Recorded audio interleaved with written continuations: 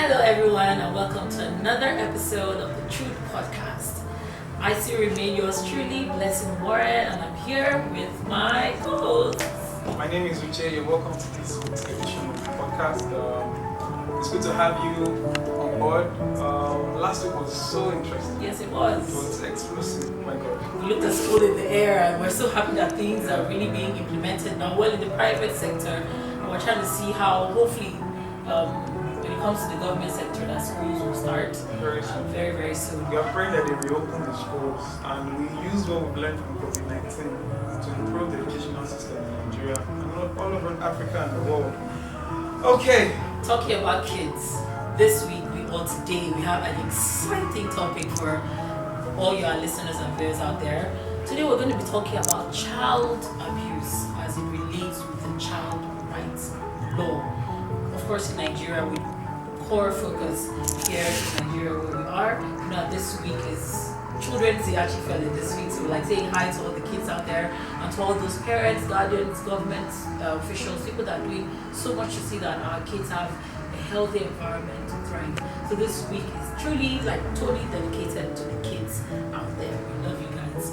So Uche, let's kick off today's show, right? Okay, we won't start the show without saying a very big thank you to our host for this week's edition of the Truth Podcast. We are live here in Oz Media Studio, and it's been a great reception so far. And we want you to check them out on Instagram. It's Oz Media Studios on Instagram, and on Facebook is Oz Media. They have Oz Photography, Oz Wedding.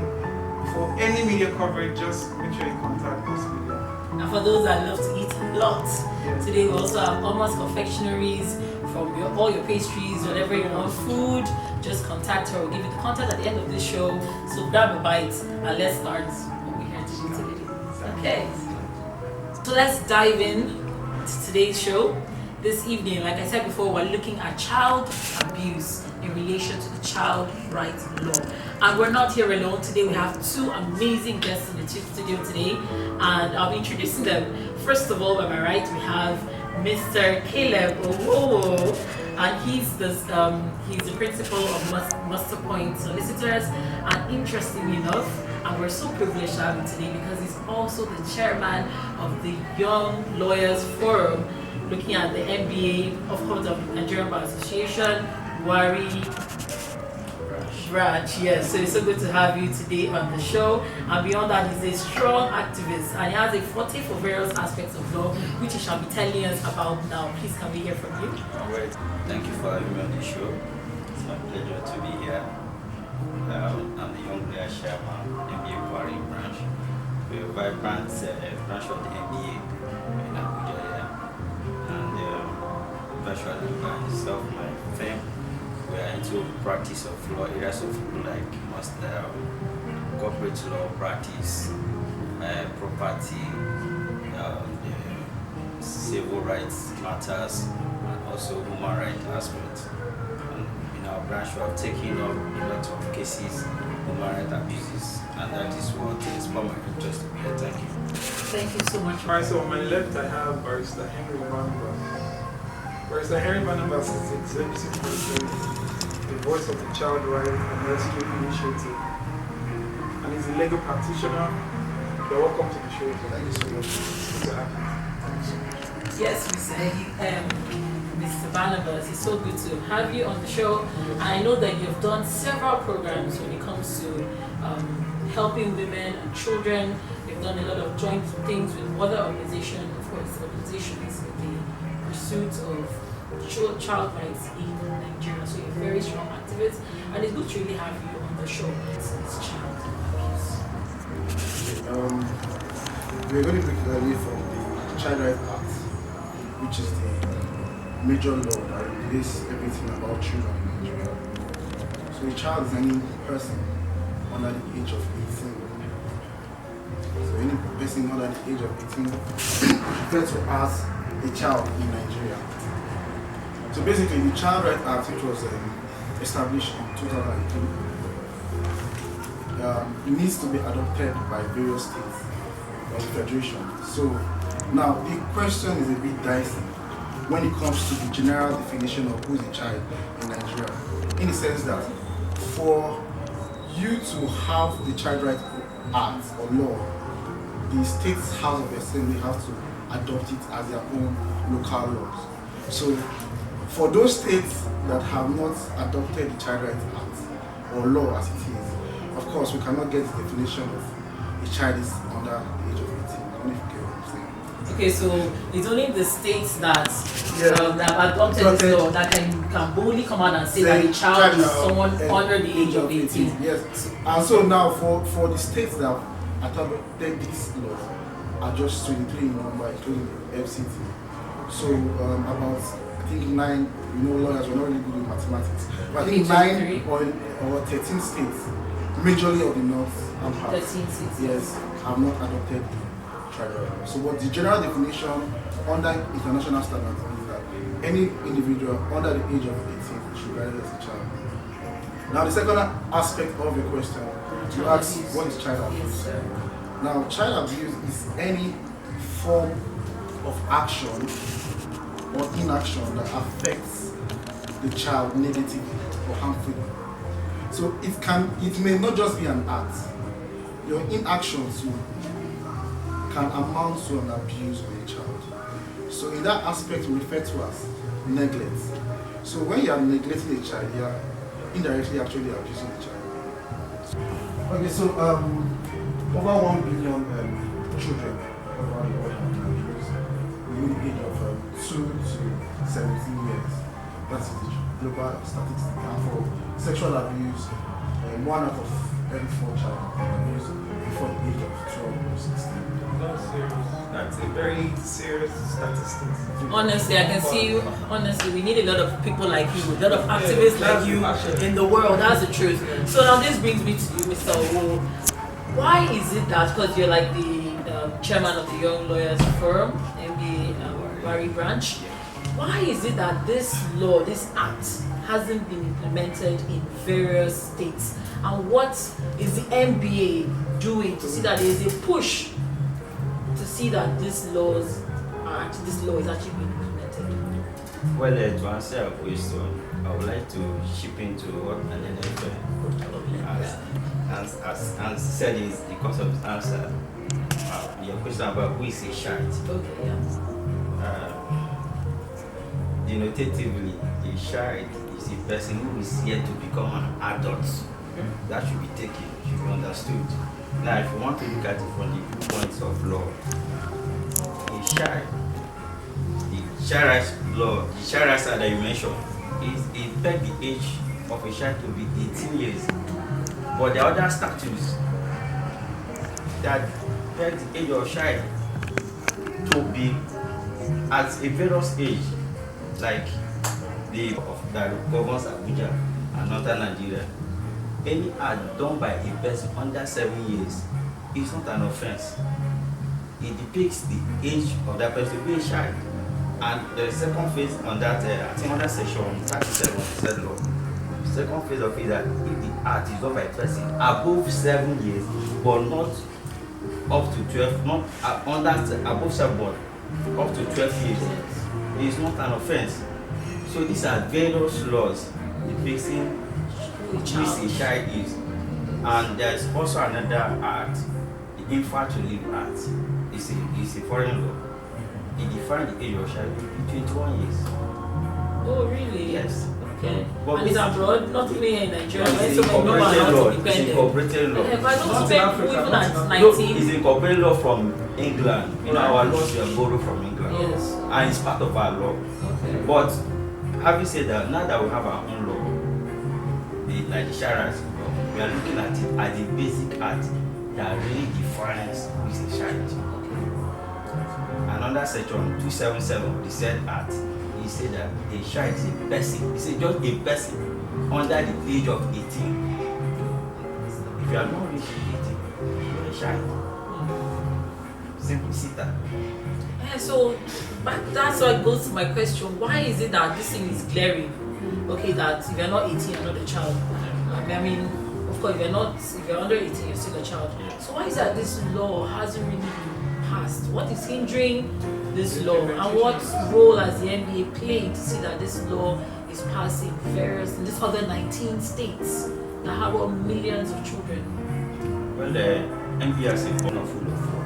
That is the motto of NBA, and I can tell you from my own assessment, the effort you're seeing, even the enactment of the said child rights law, is as a result of activism by NBA. That is the truth. And why I can say that why the act has not been domesticated in other parts of the states of the federation is the political goodwill. If you have the goodwill, it's a good law. It's a law that protects the rights of the child. The legislators, nothing stops them from domesticating it, but it's a challenge for everybody to see that this art is being domesticated nationwide, and that is where NBA will come in and other civil society and once the commitment is there, we'll make with the promise, and it will be a nationwide law one day. So we should not give up. We pray so soon, very, very soon, because statistics is horrible. We're looking at what Mr. He has told us this evening. When a child is raped in our society, we take that first to panic. Start crying, God, why me? This and it. When the first thing you're supposed to do is to go to the hospital. The child should be examined and documented. Yeah, not they check for charges. The charges, the cements, and the body, and any wounds or sores. Yes, the cuts and everything. That child should be medically documented before now, approaching the police or the NAFTIP. Yes, so the challenge is that most of the time it's difficult to get conviction for sexual abuse because some of these things are not done. But of course, if you cannot get rape, you can also go for attempted rape, which also attracts its penalties as well. Yes. So, like I said before when I started, one out of every 4 child has been raped or tried to abuse sexually. Yes. So it's a very, very sad development, and I want to challenge parents and caregivers to be very, very observant. From statistics and from observation, close relatives are one of the perpetrators of sexual abuse. Uncles, aunties, lesson teacher, neighbors, pastors, imam, and the list is so endless. And sorry, I just remember something. The category of children that usually abuse are firstborn. Yes. This is interesting. Yes. Mr. Barnabas, where are you getting this from? I don't know what saying like gender. What kind of gender boys or ladies? If there's any attention, gender abuse. Now take it again. If you are just let me know okay, except for take it again. The way you said exactly. In terms of range, the children that are usually abused.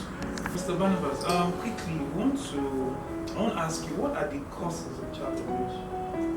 Well, the causes of child abuse is wide.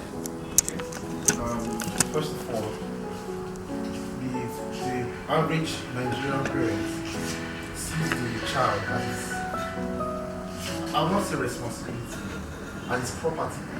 And as a property, you either try to manage, or if it's a property that's like animal or king. So I think the sense of owning a child as a property is one major cause of child abuse in Nigeria. And I'll say that people really hide under the guise of religion to say, okay, spare the rod and spoil the child, or that you have enormous discipline to actually punish a child. But in reality, there's a thin line between punishment and abuse. And even our religious organizations or bodies are really against child abuse. Like I had a discussion with a very close friend of mine who had done a work on Islamic imagery and its effects in Nigeria. And from our conversation and based on research, the reality under Islam, if you don't have the means to take care of a child, you don't have any right to get married. Under Islam, Under the Islamic even with the fact that they can marry 4 wives, yes, this is amazing. yes. In fact, according to what the Prophet Muhammad pointed out, that if you don't have the means to take care of your child and your wife, you should give yourself to fasting. So you have to because fasting will kill the urge of sexual Wanting to get urge. married. But Yes, it's exactly. with that though. Yes, exactly, which is true. So you find where people hide under the guise of religion, but most of these books actually against abuse. And why it is stressed under the Islamic religion that you must take care of your child, it does not just stop at feeding. Okay. It also includes clothing, education. It's your responsibility as a parent to actually find a job for your child. Not in Okay, Nigeria. that particular Under Islam, I'm giving Under you, Islam. yes, Alright. it's your responsibility as a parent to provide a job for your child. It's also your responsibility, very funny, to find a wife or a husband for your child. That shows the depth So in which you care it shows for that your child. there's an in-depth care for a child. And what we have really basically is that there is psychology for children. When, I don't know about you, but I've seen it, well, I'll say it has happened to me once and with people. You see people giving birth to children and immediately giving that child an expectation that please grow up and take care of me. It's not supposed to be. Actually, you cannot burden a child to start bringing out his development in taking care of you. When ideally, from the onset of feeding, education, clothing, job, and even marital status is your responsibility as a parent.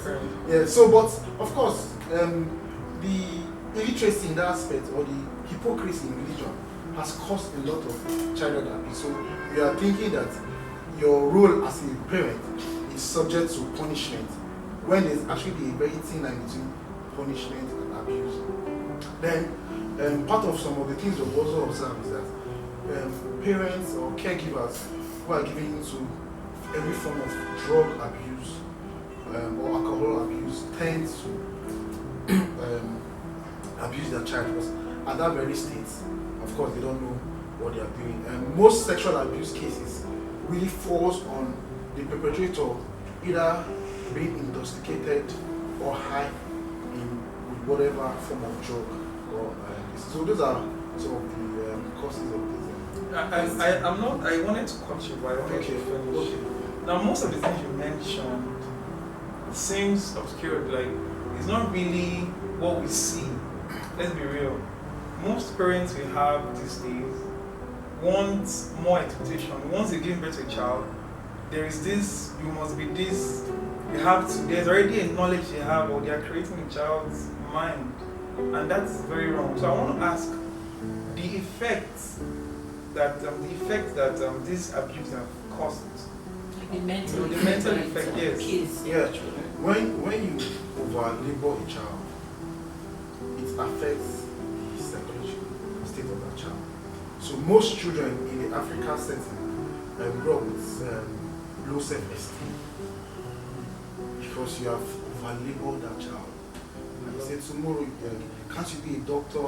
Why are you doing this? Why are you doing that? The child does not see value in himself. And when a child does not see value in himself, there's low self-esteem with that child.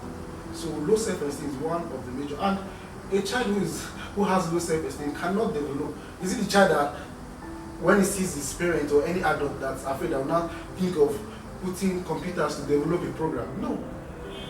Because psychologically, in fact, your state as a child, you're already saying there's nothing good that can come out from me except I'm being controlled by external forces. How do we correct this notion, this effect it has?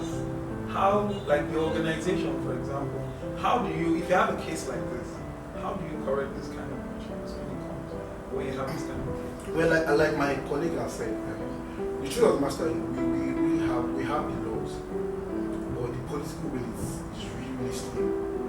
And aside from the political will, there's a challenge in the sense that we don't have sufficient institution that can, like one of the aspects of the Child Rights Act is that where a parent has subjected his child to abuse and has not changed from that act, the state is supposed to take hold of that child. Do you understand? So now we don't have such institution in the country, and you can imagine where a child, or you take up a matter against a child and a parent, and after settlement the child goes back home. What's going to happen to that child? You can imagine what happened to that child. So if we have institutions where we can separate, if you cannot take care of this child, let the state do it. And outside Nigeria, like other countries, we have institutions that once there's every form of abuse, we have social workers. They are taking the child away from you because you don't have the capacity to actually take care of that child. But it's not here in Nigeria. So sometimes when we now start taking up matters, so there was a matter we had in Papi. I got the call, and I was in the office. I got the call. In fact, I was sent pictures on my phone, and from that picture I saw the child, a 7-year-old child, was bleeding, bleeding mostly, and then we called, and when we start acting, I was there. At the end of the day, would you not take the mother to court and she gets in prison? So many things. And I really appreciate you guys, I guess, once again, we're tuning to the Truth Podcast, and with me we still have Mr. Owowo in the house, and we have Mr.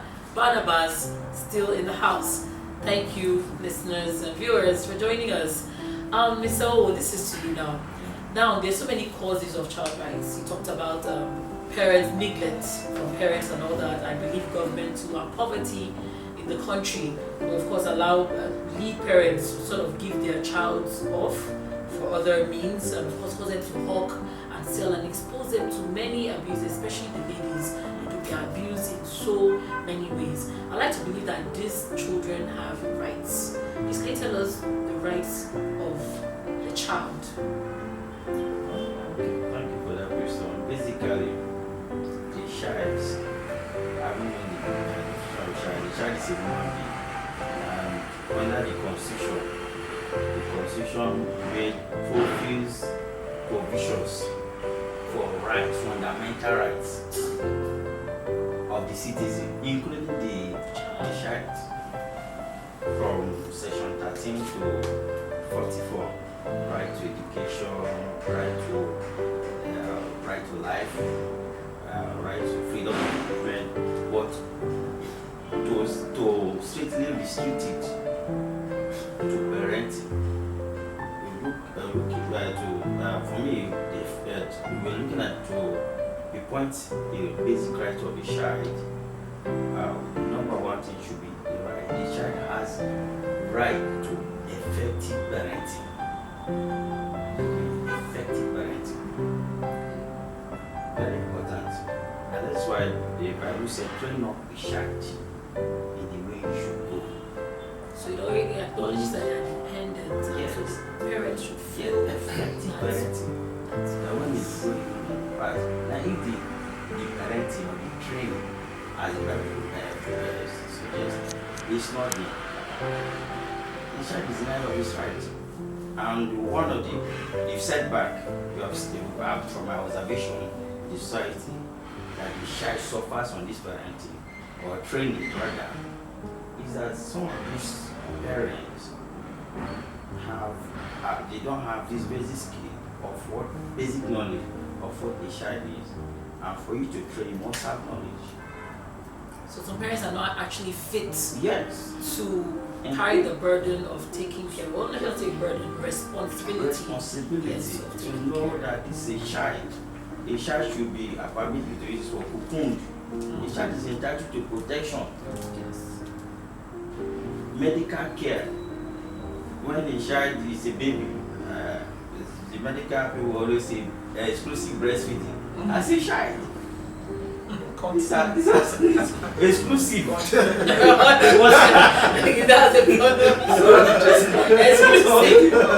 what the right. You cannot that in yours a person as a child. But so easy, you know, in the society, some of these rights are being breached right from infancy. That from infancy to adolescent age, they are not being protected. They are not being given the right to use. Some of them are hockey, like you said. Some of them are in exposed area. They are not being protected, and it causes more harm than good to the child, to the Nigerian child. So let me ask you, effective parenting. Yes. Personally, I'm of the view that normally, it's my view, please. So don't. I don't think governments really have any hand in child development. It's not the business of government. It's sole business of development and care of the child should be the parents. If you don't have the means to take care of a child, please don't get married.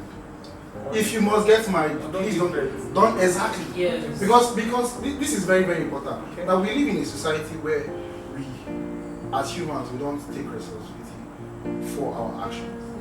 Now you know your salary scale, and you give birth to 4 children.